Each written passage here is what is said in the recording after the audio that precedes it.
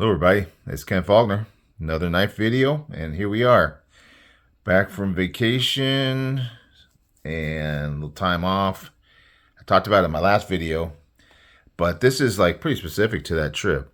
I didn't do a lot of knife content. I was thinking about it when I brought this Mora, and I was gonna, because I was out kind of somewhere where there's like real outdoorsy kind of thing. But we were pretty much kind of hanging out and visiting with family. So I was going to go outside and chop some wood, do some little, bushcrafting type stuff to see how this thing worked.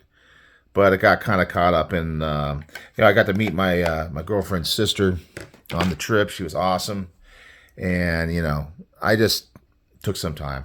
It was fun. But while we were there, because this is it was like the home where my girlfriend's dad and mother-in-law lived, and they have passed. And when I was up there, because the sister's kind of planning on making a move, so she's kind of getting rid of some stuff, and she found a couple knives that are definitely users. Definitely users. You'll see when I open this guy up. But this totally reminds me of all the guys that go out on the, to the pawn shops and things like that and find knives. Or the guys, even better, they get it passed down from like their grandfather or something like that. I don't have anything like that from my side of the family, but, my girlfriend, we've been together for so many years. I mean, we may become husband and wife, but we haven't quite pulled the trigger on it. Yeah, but we are definitely committed. But anyway, this is kind of cool to get this. It was really kind of through my girlfriend that I managed to get this one because it was a sister found them, thought it'd be nice once she heard that I was into knives to kind of pass this along, and you can see just the overall. And I've cleaned this up quite a bit. I was actually going to do a video of these knives as they came to me.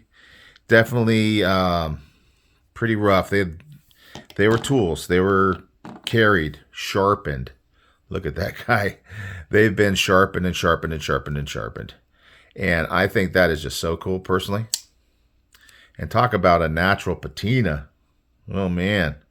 And this is after cleaning. This is like oiling, cleaning, getting some gunk out and stuff like that. I'll probably do some more work on them. But, yeah, you can tell that this, and I did a little research to find out, you get the stamps on here.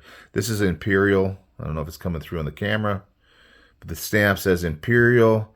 And it says, what's it, that Rhode Island?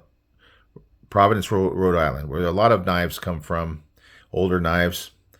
It's got that PROV.RI. And I've seen that before, so I knew what that was. This is my first Imperial slip joint, but it does have pretty good action. No half stop, but it does snap. So, I mean, there's nothing wrong with this other than it's been loved and used. And probably the tip is broke off because you can tell it's kind of snub nosed there now. But I did throw this on the field sharpener, work sharp field sharpener, get a little bit on the edge, just playing around with it. I can't help myself. But yeah, it definitely does have that feeling. It is clearly a Barlow. It even says Barlow on it. And it's cool. I mean, the only other Barlow kind of Barlow-esque is kind of like, is this Jack Wolf, Midnight Jack, which has got kind of that Barlow feel to it. But I mean, as far as a straight up traditional Barlow, I really don't have any in my collection, and this is the first. Probably not going to be used a whole lot. There's going to be a lot more sentimental value to it, and just taking it out and looking at it because I love the patina, although the wear. The handles on it are like a saw cut. It kind of looks like a wood, but from what I've gotten in research and kind of looking at it back here, there's like a little cracked area there that I believe this is like a plastic, maybe like a Delrin or something like that. And there's a little bit of looseness here. Not bad at all, really. I mean, considering the amount of use this thing has had, it definitely has held up pretty darn well. Not a lot of damage other than the fact that it clearly, got dull and got sharpened a lot. The edge grind on it's a little bit crazy. It's almost like a convex edge on the end here. And obviously somebody had to reprofile that tip. I'll probably do a little work on the edge, try to clean it up some, that kind of thing. But there's a certain amount of cleaning that I only want to go so far with it. I want to kind of keep that whole natural patina. I mean, I know some people will force patina stuff, and that looks really cool, and I like that. It's got a bunch of numbers on it here. There's probably ways of finding out exactly how old it is. Not too concerned about that. But anyway, that natural patina is something you just can't really get. I mean, you don't quite get the same look. So yeah, it's fun for me. I haven't seen so many videos and of the slip joint guys that have gotten these things and seen what they look like and how they kind of refurbish them, and they tend to do that too, kind of leave a little patina on there. It's a fun knife to have for sure. I'm super excited about it. This one here is a little bit of a mystery because it doesn't really have any kind of stamp on it. Maybe it did at one point, but man, there's a lot of patina on this one. And I did kind of find something that looks a lot like this, but and you can see, and this is the first of something like this in my collection, that this is like an electrician's, unless I'm wrong, because I'm not an expert, an electrician's pattern, because it does have like this screwdriver here. There's a sharpened edge on it. Cool little access for the nail nick on the other blade there. Both of these have an issue, and probably the reason why I won't carry it that much. You can see you got that tip up above here. I was thinking about what I might be able to do to kind of mitigate that a little bit, but I don't want to do a lot of stuff. This one is very subtle. I mean, I could feel it when I slide up like this. So this one's more carryable, I think, but it's definitely because of the way that tip was done. Obviously the tip was in the handle before, but now you can kind of feel it a little bit, even on the pin blade, just slightly. So what I was thinking about, and I don't know how much trouble I'm going to cause if I do it, maybe I'll file down right here a little bit, because that's where it's going to hit on the spring, and maybe that'll drop down just a little tiny bit. So I might play around with that. I'm going to be really cautious. I don't want to, cause any more issues. This one is very significant. You can see it sticking out there. Anyway, I was looking to trying to find out more about this knife, and I found a Cutmaster, and I hadn't even heard of that knife before. But apparently Cutmaster had one a lot like this, with the Electrician's pattern. I didn't even really know that it was an Electrician pattern, because I'm not an expert on these knives until I saw that. Probably I'd sell it on eBay or something like that. Now these are like real expensive knives, but they are both USA made knives. Definitely the Imperial was Providence, Rhode Island, obviously. This one here, because it doesn't show anything on the tang that I can read, but I think it might have just gotten rubbed off, and maybe it was an etch.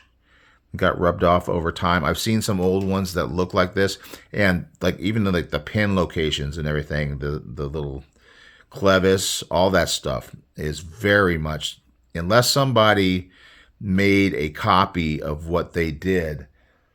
As far as what I could tell, this is a Cutmaster, like a Utica 2-blade electrician's knife. At least that's what it definitely looks like to me, other than the fact that I can't see the stamp or whatever etching. And it does have a kind of a lock here. You know how some slip joints, if you know, even me that doesn't know that much about slip joints, some will have like a lock here. So you can see here, and on the ones I saw online, they even say like push right there, which even may necessarily lead to the fact that this is not a Cutmaster. Maybe it's just some other version of the same pattern.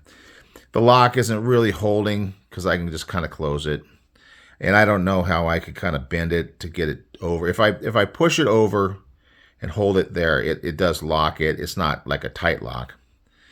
But I think that's because, if you're using it as a screwdriver, you might be pressing down, and there is a blade on here, even though it's not super sharp. And that would not be good to have that come to crashing down on your hand while you're trying to turn a screw. So that kind of makes sense. It's kind of a cool design. This one does have a wood handle. Yeah, so you got this spear point blade, but I don't think it was really... It's probably more of a drop point before it got kind of sharpened a bit, thus making it stand up this high. There's no other real reason. I mean, obviously this was a taller knife before, and probably a longer knife before, and the tip was down lower originally in order to make it in there. And again, I'm not sure. We'll see what happens, but I might just kind of try to file this down a little bit. But I don't know if it'll be enough. I've even thought about kind of trying to reprofile the spine a little bit on the tip and drop this down some. But I don't really want to shorten the blade that much. And because I may not carry this a whole heck of a lot, maybe I'll just kind of leave it as it is. We'll see what happens. But anyway, I thought it was fun. I think this is kind of cool. I like to see this stuff. Maybe you're not interested. Maybe. Maybe you kind of like this kind of stuff as well. So, that's the thing. I'm just sharing. Not trying to convince anybody that, this is the best, thing in the world or anything like that. But I think it's cool. And just sharing. And, if you do, you do. And if you don't, you don't. No big deal to me. But just want to kind of show these guys off.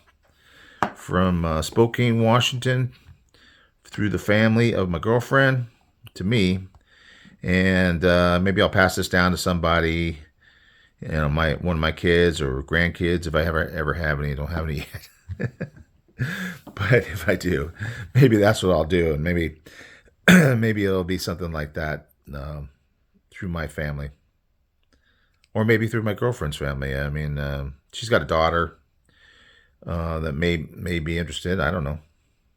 I know she's not big on knives like me, but you never know. Some little token like this with some history is kind of cool to have. We brought home a lot of other things too. I mean, they had a cool house, a lot of just great furniture and whatnot, and very cool.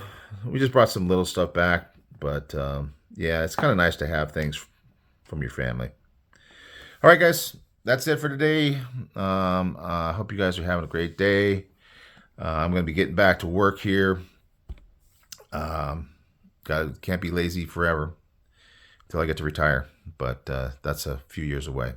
Quite a few. All right, guys. You have a good one. And I will see you on the next one. Bye.